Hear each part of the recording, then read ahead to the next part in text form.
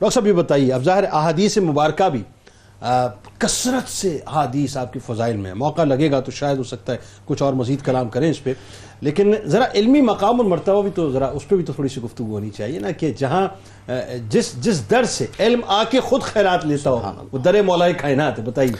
بسم اللہ الرحمن الرحیم.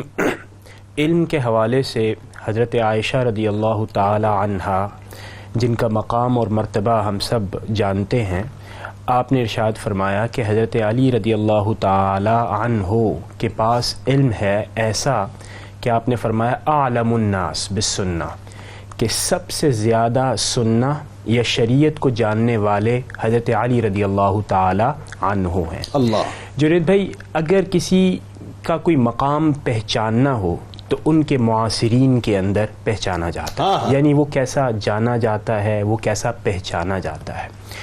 حضرت عمر رضی اللہ تعالی عنہ کا دور ہے اور ایک کیس آپ کی بارگاہ میں آتا ہے کہ ایک خاتون اپنے جرم یعنی زنا کا اقرار کرتی ہے، تو اس کا سزا تجویز کی جاتی ہے اور سزا سنائی جاتی ہے.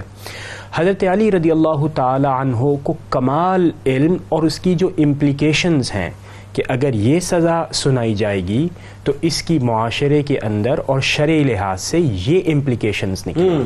آپ غور فرمائیے کہ جب اس خاتون کو رجم کی سزا سنائی گئی اور چونکہ وہ حاملہ تھی تو حضرت علی رضی اللہ تعالی عنہ نے اس طرف توجہ دلائی کہ اس خاتون کے جرم کا ثبوت تو آپ نے لے لیا، اس کے اوپر آپ نے سزا بھی تجویز کر دی، لیکن جو اس کے بطن میں بچہ ہے وہ تو بے قصور ہے اور اس کی سزا کا آپ کے پاس کوئی ثبوت نہیں ہے. اسی اعتراف کے اوپر حضرت عمر رضی اللہ تعالی عنہ آپ فرماتے ہیں کہ لولا علی، کہ اگر حضرت علی رضی اللہ تعالی عنہ یعنی آپ کی علم، آپ کی حکمت، اور علم وہ نہیں جنہیں بھائی، علم وہ نہیں کہ جو آپ رٹ لیتے ہیں، آپ نے سنا آگے ٹرانسفر کر دیا، نہیں، علم وہ جو اپنے انطباق اور عملی نفاذ کے اعتبار سے کہ معاشرے میں ہمیں اس سے کیسے استفادہ کرنا ہے، وہ علم حضرت علی نے جب اس کا ظاہر کیا تو حضرت عمر نے فرمایا لہلک عمر.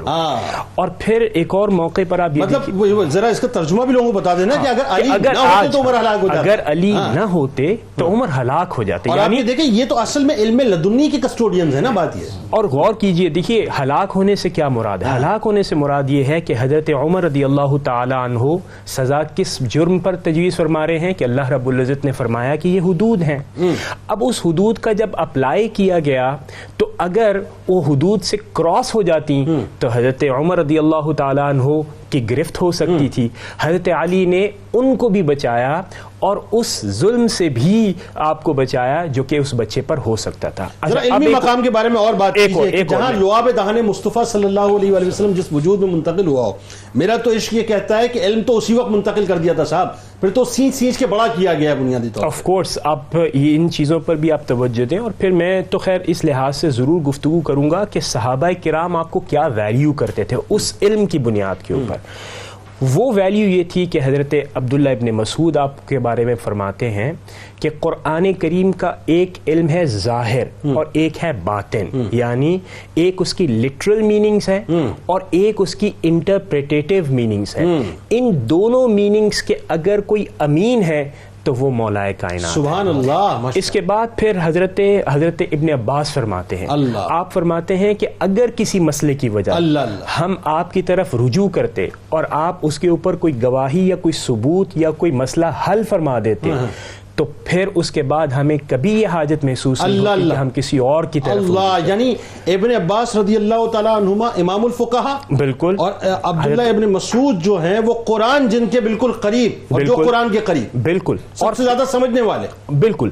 اور پھر جب یہ مقام آپ کا صحابہ کرام کے اندر اور کبار شخصیات کے اندر تھا کہ ہر مسئلے کا حل حضرت علی رضی اللہ تعالی عنہ علمی سطح پر شریعت کی طور پر دے، تو صحابہ کرام بعض اوقات بڑے حیران ہوتے تھے.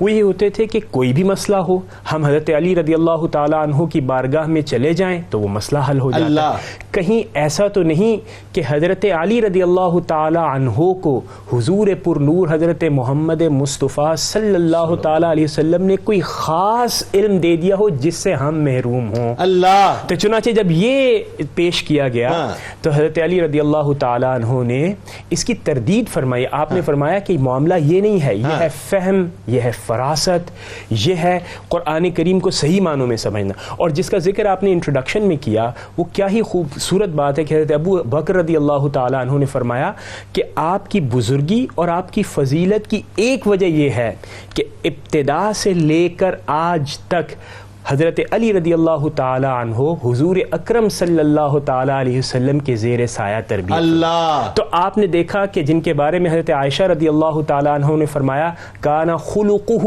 القرآن, یعنی جب آپ مجسم ہیں ہی قرآن تو آپ قرآن کے زیر سایہ تربیت پاتے ہیں. قرآن عملی شکل میں کیسے چلتا ہے, حضرت علی رضی اللہ تعالی, وہ مزاج کیا ہے, وہ اسپرٹ کیا ہے, وہ آبجیکٹیوز کیا ہیں, حضرت علی ان سے بخوبی واقف.